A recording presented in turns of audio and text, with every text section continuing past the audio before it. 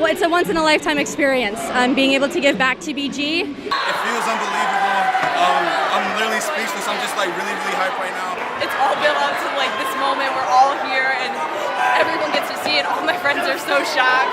So I feel amazing. I feel so good. I can't say enough about it. Getting to represent the university in this way and to get to cheer on the crowds and always be involved with everything, it is unbelievable. Absolutely unbelievable. BG's a great place, man.